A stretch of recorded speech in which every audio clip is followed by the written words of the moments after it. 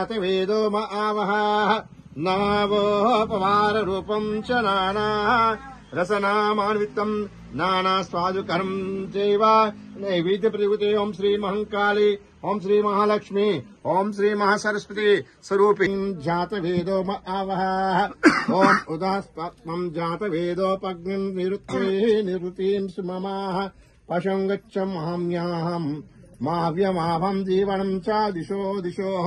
ओम सरस्वते या दुर्वायं वया दुर्वामे देवा सहते वावने वमितां स्वप्ने सस्थितां पप्पितां जुष्टते देवतां ओम श्री महंकाली ओम श्री महालक्ष्मी ओम श्री महासरस्वती स्वरूपेण श्री दुर्गादेवे नमः धूपं दर्शयामि।